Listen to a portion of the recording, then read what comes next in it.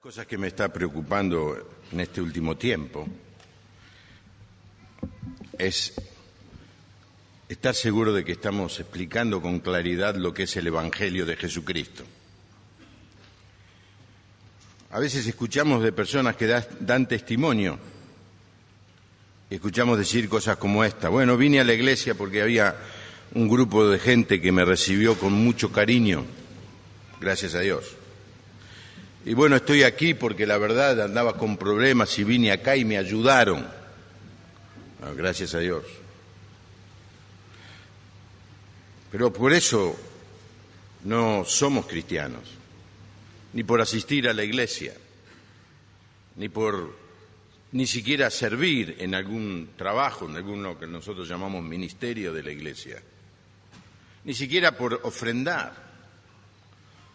Uno no es cristiano porque asiste a un culto, a una religión. Uno solamente es cristiano porque un día en su vida se ha dado cuenta de su necesidad como pecador, le pidió perdón al Señor Jesús y le entregó su vida. Y una de las razones es que si no enfatizamos esta verdad, corremos el riesgo como iglesia de congregar un montón de gente que finalmente no termina siendo salva. La gran pregunta que le quiero hacer a todos los que están aquí, desde mi señora y desde el pastor Carlos, por decir alguien de mi familia y alguien relevante en la iglesia como Carlos, ¿estás seguro de que sos hijo de Dios? ¿Estás seguro que un día te arrepentiste de tus pecados y le entregaste tu vida a Cristo? ¿Te acordás cuándo fue? ¿Y eso significó algo en tu vida? ¿Hubo un cambio? Porque ¿cómo se sabe que una persona es cristiana? Y Jesús le dijo a sus discípulos: muy fácil, por sus frutos los conoceréis. Y una parte central del mensaje del Evangelio es algo de lo que hoy habló Diego y de lo que ha leído Liliana recién, y es la cruz. No se puede despegar el mensaje del Evangelio, el mensaje cristiano, sin hablar de la cruz. La cruz es el centro de nuestra fe. Por eso me preocupa que no haya mucha cruz en las canciones que cantamos. Me preocupa que no haya cruz en nuestras expresiones de fe. Y no estoy hablando de colocarnos un crucifijo, sino estar permanentemente recordando que estamos aquí, como dijo Diego, porque Cristo murió en la cruz por nosotros. ¿Por qué? Porque éramos pecadores y necesitábamos un Salvador.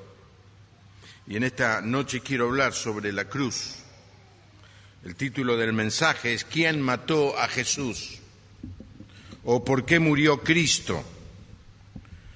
¿O quién fue responsable de su muerte? Espero que salga en la pantalla todo esto. No sé si se va a ver.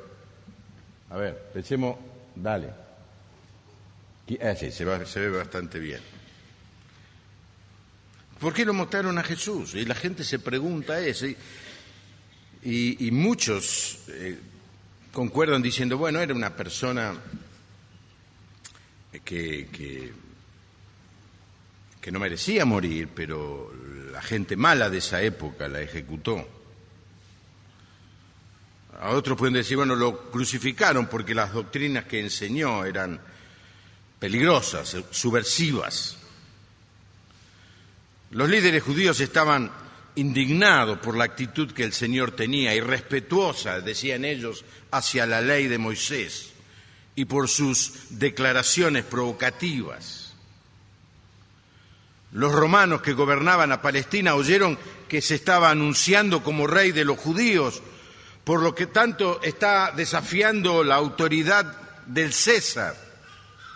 Así que entre ambos grupos, los judíos y los romanos se complotaron para matar a Jesús.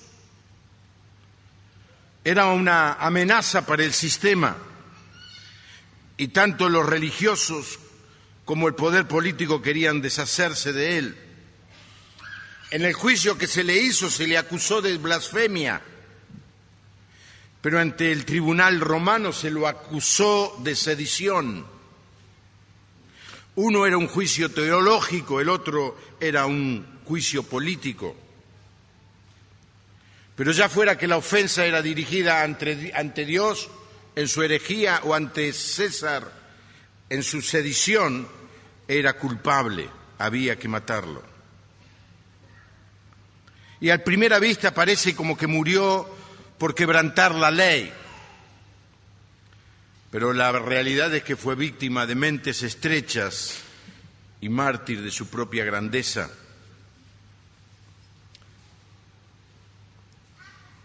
En los relatos de los evangelios, de los 4, que ocupan mucho espacio desde el momento de la cena o de la última cena o de la última Pascua, la primera cena, lo que sucedió allí, luego los discursos de Jesús a sus discípulos, luego cuando lo prendieron en Getsemaní, luego en los juicios que tuvo y luego la crucifixión hasta llegar a la resurrección. Son muchos capítulos. Algunos de los evangelios ocupan la mayor cantidad de texto. Y hermano, yo le recomiendo, vuelva a leerlos.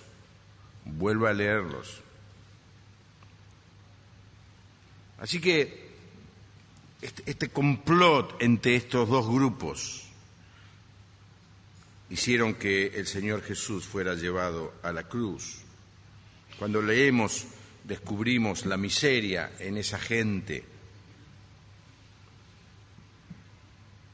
pero también cada vez que leemos de ellos, de alguna manera nos vemos reflejados nosotros en esa escena.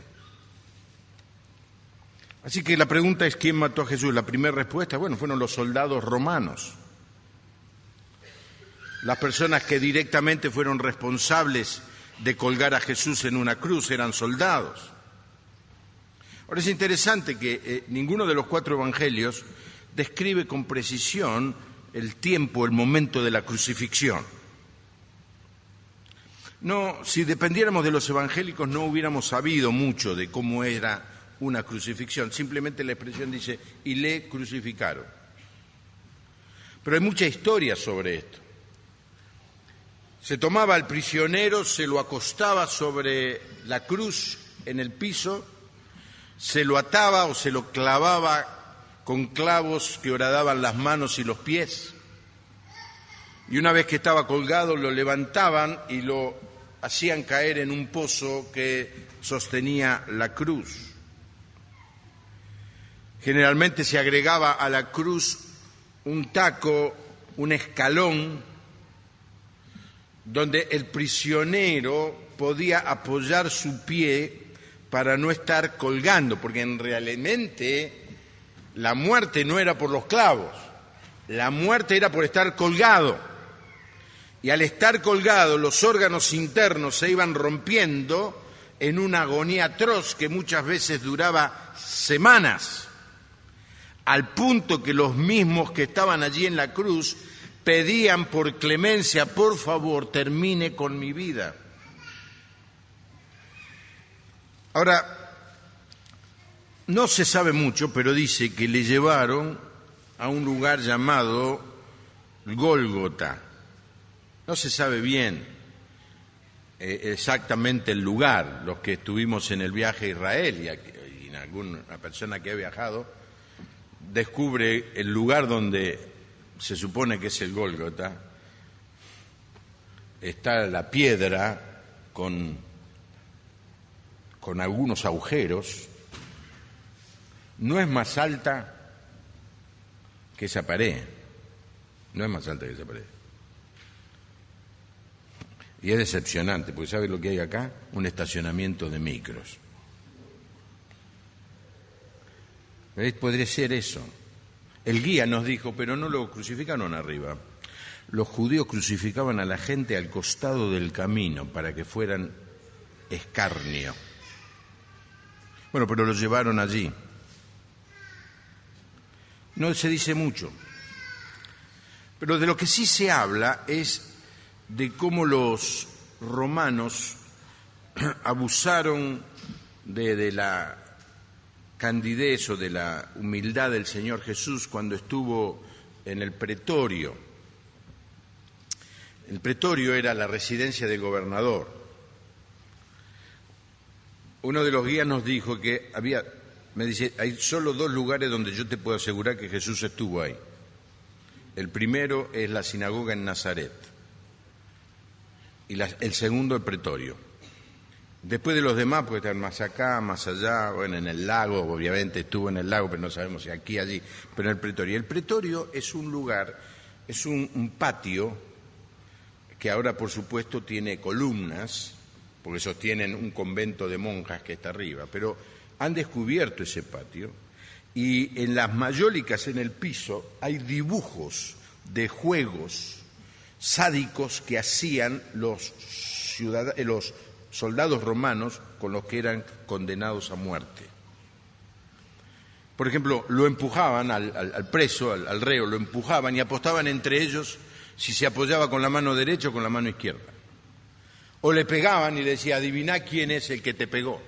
Y esto es lo que hicieron con el Señor Jesús. Y lo llevan a la cruz los soldados romanos y simplemente lo crucifican. Es todo lo que dicen. Obedecían órdenes. Estaban acostumbrados a hacer eso, lo hacían permanentemente. Por ellos el Señor hizo esta oración. Padre, perdónalos, no saben lo que hacen. El otro personaje que participó era Poncio Pilato. Él era el jefe de los romanos, era el que daba las órdenes a los soldados. Dice el texto de Juan, así que entonces Pilato los entregó a ellos para que fuese crucificado. Es decir, el que dio la orden fue Poncio Pilato. Si los soldados eran culpables, Poncio Pilato era mucho más culpable. Se sabe que fue procurador de Judea por 10 años. Un cargo no muy, para la corte de Roma, no muy apetecible, era casi el extremo del imperio. Estuvo desde el año 26 hasta el año 36 después de Cristo. Y adquirió fama por su profunda hipocresía. Los judíos lo odiaban porque lo primero que había hecho era entrar a Jerusalén con todos los soldados romanos, con los estandartes romanos, que para los judíos era un pecado muy grande, las imágenes. Tuvo problemas con ellos por eso. Y después parece que hubo una revuelta porque agarró plata que estaba dedicada para el templo y hizo un acueducto. ¿Les suena conocido esto, que agarren plata de una cosa? Pero los que tenemos ahora no agarran plata de una cosa y la aplican a otra, la aplican a otro. Y se enojaron tanto los judíos que lo fueron a correr y mató un montón. Así que no lo querían y él tampoco los quería a ellos. Por eso esos diálogos de los judíos con él son falsos.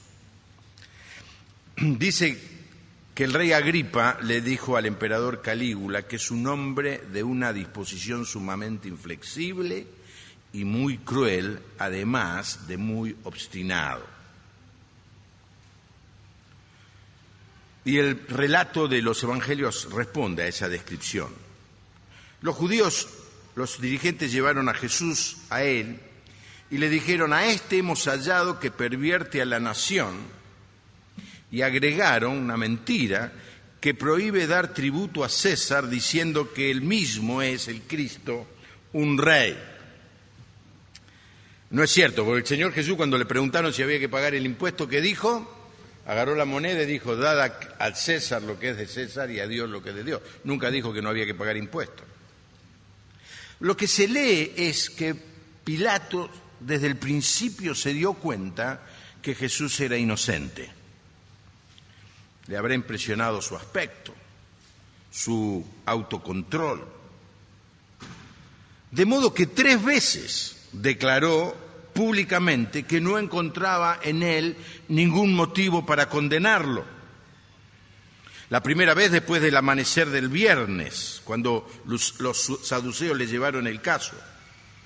Pilato los escuchó, le hizo algunas preguntas a Jesús y le dijo: ningún delito hallo en este hombre. La segunda ocasión fue cuando Pilato, si ahora lo voy a explicar un poquito mejor, lo mandó a Jesús a que fuera a lo de Herodes cuando se enteró que era Galileo. Y Herodes se lo mandó de vuelta, no quería tener problemas.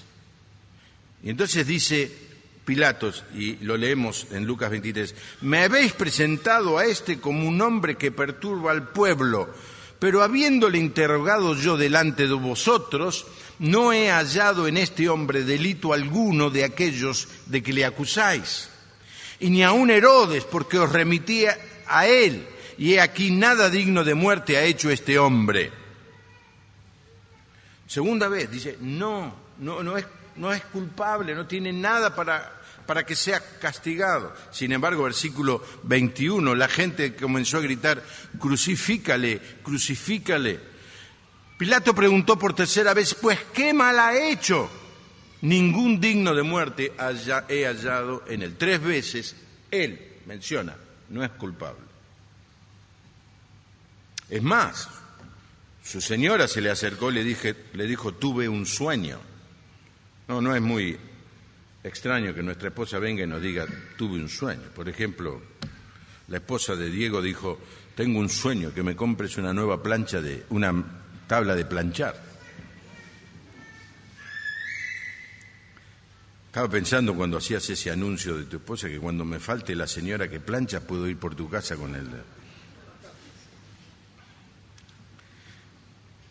Ahora lo que vemos en esto es la cobardía de Pilato. Él quería por todas las maneras no condenarlo al Señor Jesús, porque creía que era inocente, pero a la vez no quería quedar mal con el pueblo, porque no quería tener problema. Así que por 4 veces trató de saltar las circunstancias. La primera, al enterarse de que Jesús era Galileo, se lo mandó a Herodes. Pero Herodes se lo mandó de vuelta al toque. No, le preguntó, le dijo que haga algunos milagritos. El Señor Jesús ni le hizo caso y Herodes no tiene nada que ver. La segunda vez dijo algo así, lo voy a castigar y después lo voy a soltar. Y esperaba que la multitud se conformara con eso. Pero esta era una propuesta vil, porque si Jesús era inocente, tenía que soltarlo sin castigarlo. No le funcionó.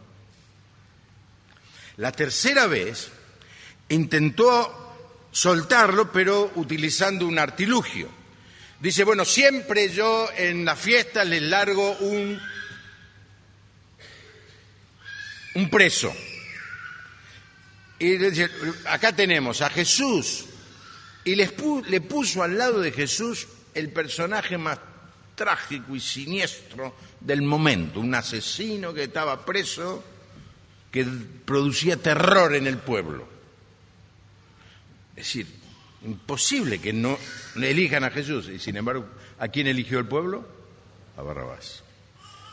Y la cuarta vez que quiso demostrar su inocencia es cuando tomó un lebrillo de agua y delante de la gente se lavó las manos. Dijo, inocente soy yo de la sangre de este justo. No vas a ser inocente, sos culpable. Se secó las manos, se lavó las manos, le dijo, bueno, llévenselo, crucifíquenlo, yo no tengo nada que ver. ¿Cómo es si proclama su inocencia que él, que tiene la autoridad, lo manda a crucificar? Ahora siempre juzgamos a Pilato como un mal personaje, pero nosotros nos parecemos mucho a Pilato. Pilato quiso estar bien con la ley, pero quiso estar bien con el pueblo. Y es lo que le pasa a muchos cristianos que quieren estar bien con Dios, pero también quieren estar bien con sus vecinos, sus compañeros, sus amigos, o con la cultura. Y entonces los cristianos vivimos en una tensión, atrapados por nuestro deseo de hacer la voluntad de Dios, pero también la atracción, la seducción que el mundo que nos rodea nos propone.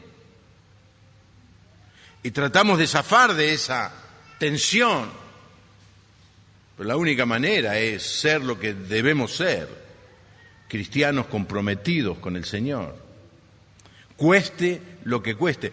Pilato no quiso pagar el precio y se lavó las manos, dice: yo soy inocente. No, no sos inocente, tenías que haberlo liberado, pero por querer estar bien con la gente, mandaste matar a Jesús. ¿Saben qué? Muchos cristianos hacen eso todo el tiempo. Pueden usar el Facebook para decir la Navidad de Jesús, pero muchos no lo van a hacer porque tienen miedo de que le contesten. ¿Y ahora quién te cree que sos? Sos religioso, ¿por qué no?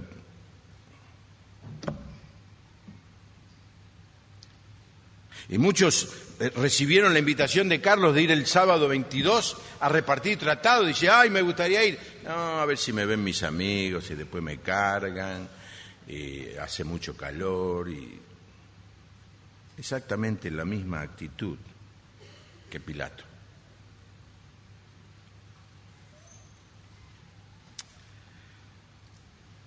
Cerraron el círculo de su ataque artero los líderes judíos con la frase: si a este sueltas, no eres amigo de César.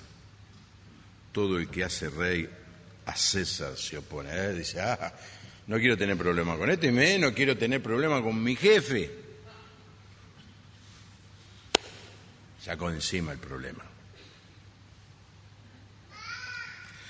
En tercer lugar, el pueblo judío y sus sacerdotes. No podemos disculpar a Pilato, pero realmente más culpables que Pilato fueron los judíos que llevaron al Señor. Tal es así que el Señor le dijo a Pilato: el que a ti me ha entregado, refiriéndose al sumo sacerdote Caifás, pero todo el Sanedrín y todos los judíos eran culpables también. Dice: el que a ti me ha entregado, mayor pecado tiene. Pero no era solamente los sacerdotes, también el pueblo fue culpable. Porque luego Pedro en Hechos 3, versículo 12 al 15, dice: varones e israelitas, y no le está hablando a los judíos, le está hablando al pueblo, vosotros entregasteis y matasteis a Jesús delante de Pilato, cuando éste había resuelto ponerlo en libertad. Mas vosotros negasteis al santo y al justo y pedisteis que se os diese un homicida y matasteis al autor de la vida. Al parecer, las mismas multitudes que días antes habían salido a gritar hosana al que viene en el nombre del Señor, al ver que el Señor no hacía lo que ellos estaban esperando, ellos querían tener un Mesías a su imagen y semejanza, querían tener un Dios al que pudieran manipular. Cuando no pudieron hacer esto, este no sirve para nada, mejor que se lo crucifique. El Señor había desconcertado a los dirigentes judíos y había desconcertado a mucho del pueblo también. No lo querían. Dice: ¿dónde salió este rabino? ¿A qué universidad estuvo? ¿Quién le dio el título? La Universidad Siglo XXI. En segundo lugar, les daba una rabia bárbara el provocamiento que tenía Jesús. Primero, se juntaba con personas despreciables, se juntaba con los pecadores. Segundo, en vez de ayunar, iba a la fiesta con ellos. En tercer lugar, profanaba el día del reposo haciendo sanidades el día sábado. Esto era muy fuerte para ellos. Ellos cumplían las tradiciones y las cosas que los rabinos le habían dicho y criticaban a cualquiera que se moviera un centímetro de lo que ellos decían. Pero mucho más que eso. El Señor les había hablado días antes. No, meses antes, días antes. Uno de los capítulos más duros de la Biblia es el capítulo 24 de Mateo. Usted lo lee y se asusta de ver al Señor Jesús diciéndole en la cara a los sacerdotes y a los líderes las cosas que le dijo. Hipócritas, serpientes. O le dijo también sepulcros blanqueados, que por fuera la verdad se muestran hermosos, mas por dentro están llenos de huesos de muertos y de toda inmundicia. Escuchen, la bronca que les debía dar, no podían hacer nada porque él estaba diciendo esto rodeado de la multitud en el templo. Se lo aguantaron, pero cuando se fueron por atrás dicen, no, esta semana no pasa. Al mismo tiempo el Señor hacía afirmaciones increíbles. Había dicho que Él era el Señor del sábado. Había dicho que conocía a Dios y que era igual a Dios. Y ellos pensaban que todo esto eran blasfemias. Y en su actitud hipócrita, ellos lo condenaron. Ahora, ¿por qué? ¿Qué fue lo que los movilizó? La envidia. Mi mamá decía cuando yo era chico, si la envidia fuera tiña, ¿cuántos tiñosos habría? La envidia. Fíjese lo que dice un escritor, detectó por debajo de su disfraz el vulgar vicio de la envidia. Y aún Pilato, un conocedor de la mente y del corazón de los hombres, dice en Mateo 27, sabía que por envidia le habían entregado. La envidia es la otra cara de la vanidad. Nadie siente envidia de otros a menos que primero sea orgulloso de sí mismo. Los dirigentes judíos tenían tanto orgullo de su raza, de su conocimiento, de su religiosidad, pero envidiaban a Jesús por la autoridad que él tenía. Hablaba como quien tiene autoridad. El Señor dice, yo tengo autoridad para perdonar pecados. Un día le preguntaron, ¿y vos qué autoridad tenés para perdonar pecados? Dice, ¿qué es más fácil, perdonar pecados o sanar? Y no podían contestar. Le perdonó el pecado y lo sanó. Y ellos no tenían esa seguridad. Y la envidia les dominaba. Y lo entregaron al Señor Jesús. Y algunos dicen, ¿por qué el Señor quiere meterse tanto en mi vida? Yo estoy bien. Me gusta que sea mi Salvador, pero que no se meta en lo que yo tengo que hacer. Yo tengo mi propio proyecto, mi propio plan para mi vida. Y estoy cómodo, y estoy bien, y estoy contento. No quiero que me molesten. No quiero que desafíen mi posición, no quiero que desafíen mi autoridad. Pero el Señor es el Rey, siempre. Y debemos dejarle ese espacio en nuestra vida.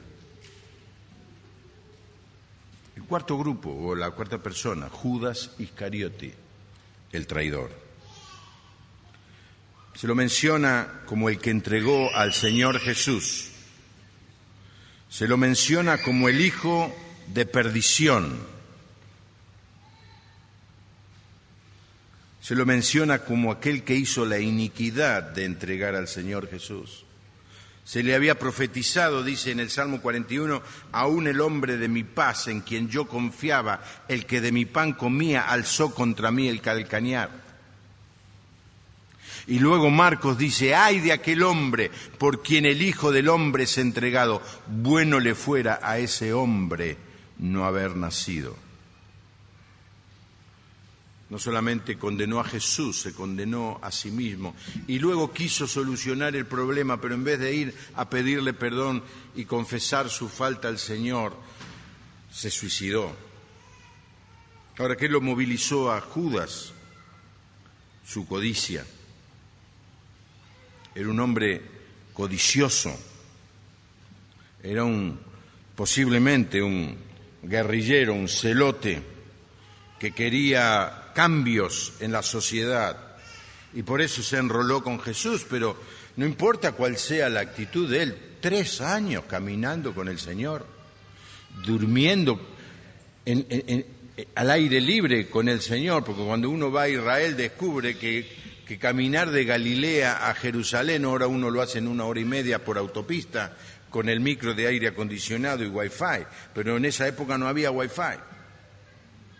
Tenía que venir caminando, llevaba tiempo. Y paraban, no sé, en algún lugar y se acostaban todos juntos y comían lo que tenían. Horas y horas y horas pasó al lado de Jesús. Y la Biblia lo menciona como alguien codicioso. Se lo menciona también como el tesorero del grupo. Quizá en algún momento dijo, bueno, ¿quién quiere ser el tesorero del grupo? Y este es eso. No quiero que piensen mal de los tesoreros de la iglesia en este momento, son hermanos que nos sirven con mucha fidelidad. Pero este no. Tal es así que cuando esta mujer dio este perfume, él dijo, pero qué pena, dice. Con la plata que se gastó en este perfume se podía dar a muchos pobres. Y dijo esto no porque se cuidaba de los pobres, sino porque era ladrón y teniendo la bolsa, es decir, la caja del grupo, sustraía de lo que se echaba en ella. Tengan cuidado de lo que hablan de los pobres y viven en Puerto Madero. Así que se acercó a los legisladores y le dijo, ¿qué me querés dar? Yo lo voy a entregar. Y saben que le dieron 30 monedas de plata, lo que costaba un esclavo. Un simple esclavo, 30 monedas de plata, y lo vendió, lo mal vendió al Señor Jesús. Por eso la Biblia nos dice, guardaos de toda avaricia. Y en otro lado dice, raíz de todos los males es ¿qué cosa? El amor al dinero. Y Judas estuvo ahí, dice, ¿es al Señor o la plata? Jesús le dijo a sus discípulos, no se puede servir a 2 señores. Y mencionó el Dios del dinero. ¿Se acuerdan cómo se llama el Dios del dinero? Mamón. Y hay muchos creyentes que están atrapados por el amor al dinero. No se puede. Es idolatría. No es que esté mal tener dinero, lo que está mal es amar al dinero. El dinero es una herramienta. Así que tenemos aquí estos 4 personajes. Y para terminar, la gran pregunta, ¿quién lo mató? ¿Quiénes eran los soldados? ¿Pilato? ¿Los judíos? Judas. Pero saben, esta es la parte humana de la historia. Pues tiene otro costado. Y es que a Jesús no lo mataron. Él dio su vida. Jesús podía, se lo dijo, ¿no? Vos no creés que si yo quiero, le dijo a Pedro, le digo a Dios que mande 10 legiones de ángeles, yo lo puedo hacer. Pero no te olvides de lo que yo te dije antes. Si el grano de trigo no muere, no lleva fruto. Pero si muere, mucho fruto lleva. Yo he venido a dar mi vida en rescate de los pecadores. Yo pongo mi vida y la vuelvo a tomar. Así que en términos espirituales, nadie mató a Jesús. Él dio su vida por vos y por mí. Pero el apóstol Pablo agrega algo más. que no solamente fue la acción de Jesús, sino también fue la actitud de amor del Padre. Dice, el que no escatimó a su propio Hijo, sino que ¿qué cosa? Entregó por todos nosotros.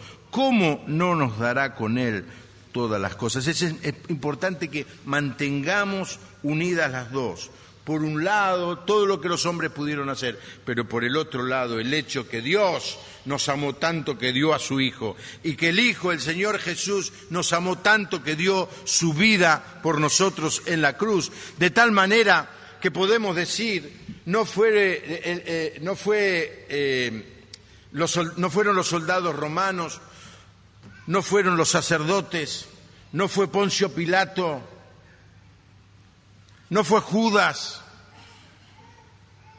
En todo caso, fui yo.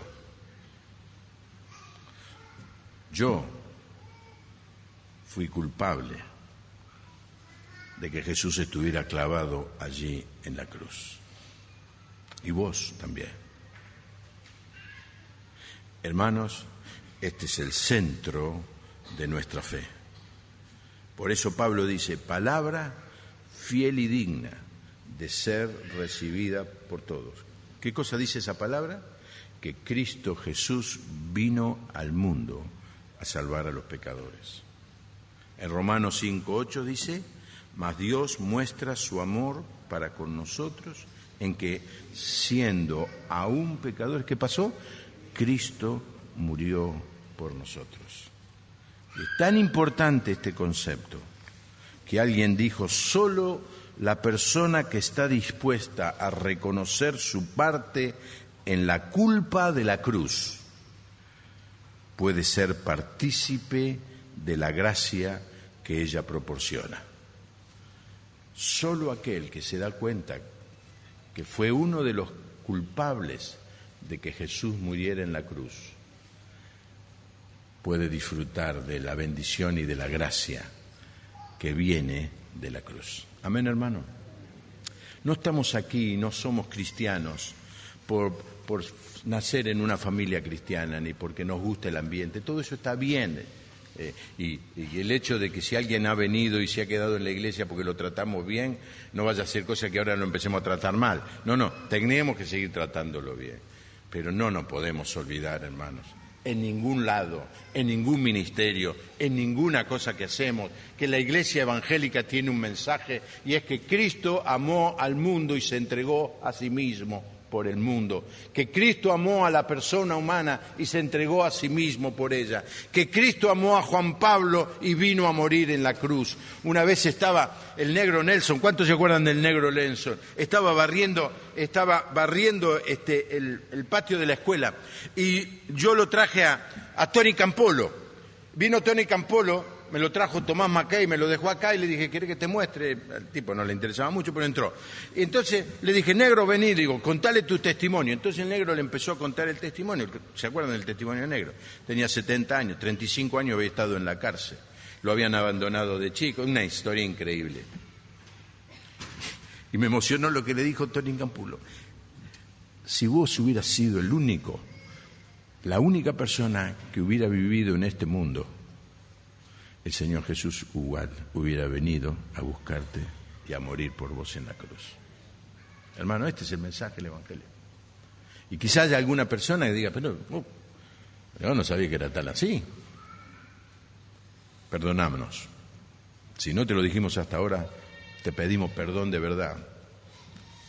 Me humillo en polvo y en ceniza pensar que alguna persona pase por la congregación y no escuche el mensaje del Evangelio. Grato es contar la historia ¿de qué? De Cristo y de su amor. Y hermanos, eso es lo que tenemos que anunciar. De eso tenemos que cantar. De que somos pecadores, pero que Cristo murió en la cruz y que cualquiera que le entrega su vida a Cristo tiene vida eterna. La gloria sea para el Señor. Oramos y cantamos luego. No sé quién me va a acompañar. En el Monte Calvario estaba una cruz. Padre, gracias por entregar a tu Hijo por amor a nosotros. Señor, gracias por haber entregado tu vida para redimirnos. Gracias, Señor, que sigues invitándonos a venir a tu cruz para recibir el perdón. Y si hay alguien, Señor, en esta noche aquí, que todavía no había entendido claramente el mensaje del Evangelio, que en esta noche, Señor, se pueda dar cuenta, pueda reconocer su pecado y venir a ti y decirte, Señor, ya que entregaste tu vida por mí en la cruz, yo me arrepiento de mi pecado y yo ahora, en un acto de mi voluntad, en el que utilizo mi mente y mi corazón, te entrego mi vida. No quiero ser como Pilatos, quedarme en la mitad. No quiero ser como Judas, que te abandona y te traiciona. Quiero ser como el más humilde de tus hijos, que viene a ti y te dice, Señor, entra en mi corazón, transforma mi vida. Y si haces esa oración en esta hora, el Espíritu Santo está trayendo sobre tu vida la nueva vida de Cristo.